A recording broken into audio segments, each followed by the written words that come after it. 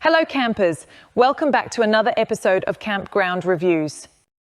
Today we are visiting one of New Zealand's most popular campgrounds, Mount Maunganui Beachside Holiday Park in the sunny Bay of Plenty. Situated right beside one of New Zealand's most iconic beaches, Mount Maunganui Beachside Holiday Park has been a family favourite holiday destination for decades. We'll begin our super speed walking tour at the ocean section of the campground. Located on the eastern edge of Mo'au, or Mount Maunganui itself, we can see that some sites offer limited shade under tree cover along the beachfront.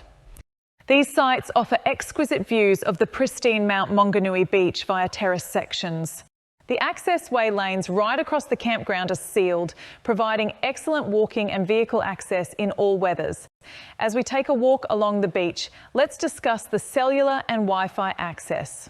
I was able to access the Wi-Fi on my phone from every corner of the campground, so the coverage is excellent. The Wi-Fi data allowance is unlimited, but I did have to pay for this on a daily basis at $1 per day. Not free, but not bad. So this gets Mount Maunganui 2 out of 3 stars. The cellular and Wi-Fi down speeds, however, were not the best, coming in at 1.9 and 1.2 megabits per second, respectively. 1 star.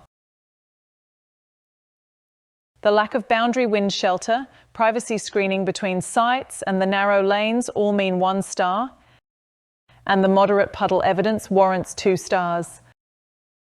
Having hard sites available and their ability to limit path and street lighting coming into tents earn 3 stars each. Limited parking at the entrance means only 1 large caravan can park at check-in, and with a busy street outside, this could cause some difficulties, so only 1 star here. On the security side, barrier gates and CCTV earn 3 stars. Being close to stores for supplies earns more stars. We'll head uphill now to the pilot section of the campground. The campground is overlooked by residential apartments, 1 star, but provides good opportunities for your telescope. Just kidding? Absolutely don't do that. It's possible to have a site within a few meters of the bathrooms. There are plenty of recycling and general rubbish bins placed around the park, but these are a little far from some sites. The sites are well mown and are as flat as billiard tables. The boundaries are well marked, so a solid 3 stars earned there. Roadway lighting is good, scenic views are available on the ocean side, and great dynamic views of the harbour and the Mount Maunganui CBD give good people watching opportunities, as well as an interesting and dynamic view. On to the harbour sites, and we are nearing the end of our walking tour. The campground has caravans for hire, and these are dotted throughout the park. They are retro style with a yellow or green striped livery. Cabins are also available for hire. The dimensions of the site I was allocated were just a little on the tight side at 8.6 by 8.3 metres. Being just over my algorithm's threshold of 8 metres on each side, 2 stars are awarded for site size. There are no discounted non-powered sites available, but this does mean power and water are made available directly to every site. That concludes our walking tour, taking note of the access, the campground layout, the sites, the security, and the internet. So in summary, Mount Maunganui did reasonably well in the access section, with parking at the entrance, tight lanes and some sites more than 50 metres from a bin, scoring a little low according to our algorithm. For the campground itself, the campground scored rather well. The sites are well marked and maintained with stunning views from many vantage points. There was a rubbish collection vehicle which came through to empty the bins just after 8 in the morning. Mount Maunganui Beachside Holiday Park did very well in the sites section. The sites were well appointed, flat, and offered some shelter from the elements. The sites were on the small side, and having no real privacy nor a choice of powered and unpowered tarnished the score just a little here. They did very well in the security section, ticking almost every box from this perspective. Although holidays were traditionally seen as a way to get away from it all, campgrounds and holiday parks are coming under pressure nowadays to provide good quality internet services, whether to make working while on holiday possible which is becoming a bigger market, or just giving bored children something else to do on rainy days, good Wi-Fi is definitely in demand from holidaymakers. So it seems that a bright and sunny holiday is in store for those taking their break at the feet of Mo Wow when it comes to the quality of the sites. However, they may feel the shadow cast by the cost and speed of the online cloud as well. Not sure about you campers, but it feels like time we visited the Ablutions. Beginning with the larger ocean block, let's take a peek inside. Drain plugs were all present and correct, and each hand basin was adjacent its own mirror. There were AC outlets available, but not quite one per basin. The breeze block construction and grey paint decor give an interesting institutional vibe.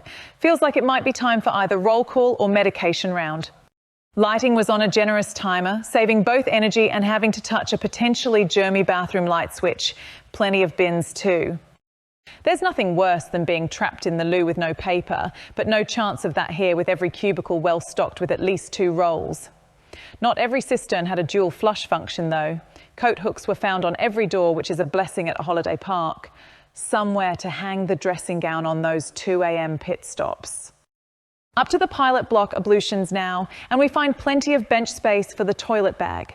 I did notice a lack of toilet brushes, which was disappointing, and notice there is no piped music. We'll talk about why this is a nice thing to have in another episode. Down in the harbour block, we can see Chuck's cloths in place, so campers wipe down the basins when they've finished. I'd just like to mention one of my pet peeves here. These cloths are not for wiping your hands on. Please use the hand dryers. Although personally, I do prefer paper towels myself, as they do a better job for hand drying and are quieter than the noisy dryers. There were no unpleasant odours, despite this footage being shot almost 24 hours after the last cleaning run. None of the blocks were drafty at all. On to one of my favourite segments, the showers. Who doesn't love the bliss of a warm shower after a day spent rolling in the sand? Beginning with the ocean block, I note the showers don't really measure up at 90 by 88 centimetres. However, there are a generous number of them, meaning little chance of having to wait for a vacant one. A few of my favourite things to find in the shower are bench seats in the cubicle to keep dry things off the ground, generous shelving space, and more than one coat hook. When it comes to the shower, I say the more the merrier. Coat hooks, I mean, of course. Looking in the pilot block showers now, we can note that clean shower curtains are in place, as well as duck boards and again, the bench seats. All great for keeping dry things dry. After all, no one wants to trudge back to the tent in squeaky jandals. There were no drafts in the shower to blow that wet, clingy curtain around, but the lack of handrails was noted. Points off there. The cubicle was a little undersized, scoring only 2 stars at 182 by 90 centimetres. There is no extra charge for the showers in this park, but they are timed, which meant pushing a button every 30 seconds to keep it running. A minor inconvenience which gets points off, but this does mean minimal water waste. In the harbour showers, I found closed drains. A good thing, because who wants to see their neighbour's detritus floating past? A common occurrence when a common drain runs through multiple showers. Shower water temperature cannot be controlled by the camper, and the water runs a little cold for me at only 42 degrees C. The pressure was only adequate, all meaning 3 low scores for these features. On to the scores for the ablution block now. Apart from some minor flies in the ointment for our algorithm, Mount Maunganui did very well for the ablution block itself. Hand basins and benches were agricultural in style, but remain absolutely fit for purpose, garnering some good scores. Paper towels and more AC outlets would up the scores further, while the lack of toilet brushes, the timers on the taps, and no dual flushing for the toilets let the team down here. Time for scoring in the shower. I found everything I'd expect in the shower cubicles, and this is reflected on this scoreboard, with the narrow shower cubicle width being the only drawback. A middling score in the shower interior, with the benches, shelves and draft-free curtains buoying the scores. Dragging the score down were the shower size, the lack of handholds and inability to find any in shower seating. Although clean and reasonably well appointed, the escape from Alcatraz aesthetic can't go unnoticed. My algorithm doesn't attribute score for shower beauty, but this is worth noting. The showers left a little to be desired in the waterworks department. Although championing the worthy cause of water conservation has to be acknowledged, the Stalinist-like control over the water pressure, flow timing and water temperature is somewhat underwhelming. Taking the grim industrial styling into account with the overall feel score, the showers came in at 62% overall, and the ablution block as a whole scored slightly higher at 75%. Time for the real crowd pleaser, the laundry. You'd think the laundry is the most boring place at the park, but don't fret, campers, I've packed plenty of excitement into the algorithm to keep us chugging along. There are enough washing machines and dryers at the campground to keep everyone in their best and brightest holiday attire at all times. Forgot your laundry powder? That's no excuse to ignore this pleasant chore, as plenty can be found at reception. At $8 per load, Mount Maunganui scores only 2 stars here. But don't let those laundry prices bring you down, because there are plenty of folding spaces and laundry tubs to make up for any clothes washing related blues. The industrial chic continues in the pilot block, where the laundry is part of the kitchen. Why not bag 2 birds with 1 stone by getting laundry done while dinner is cooking in this one-stop shop? Sandy tent? No worries, you'll find the broom just under the bra. Feeling the financial squeeze of modern living? My tip is just take a dip at the beach, wearing everything that needs that laundering love, and hang it anywhere along the generous clothesline. Let nature do the drying. The harbour laundry is similar to the ocean laundry, maintaining the Soviet communist bloc feel. Here we find another ironing board, but still find the clothes iron elusive. Interesting. I thought the Soviet bloc was built on iron, but there is none to be found here. Time to see if the laundry lives up to the hype. You should find all you need to have your clothing living their best life in the laundry, with almost the full list. If only they could find that clothes iron. Time to get my chef's hat on and see what's cooking in here. Oceanside Kitchen is first up. Immediately we can see that there is plenty of space. Our algorithm calculates kitchen space based on accommodating 1 person from every 10 campsites in the kitchen at once. The Chucks cloths feature once again, and the ceiling provides some relief from the bi-colour tones. Additional bench space is always welcome, and the ceiling height will help control odours. There are enough stovetops and kitchen sinks to allay any queues. Whilst utensils are not supplied for camper use, the dining room space is generous. Moving on to the pilot kitchen area, I noted that instant boiling water is available, but you're on your own for pots and pans. Microwaves are provided, but not as many as I'd expect in a campground servicing this number of campers.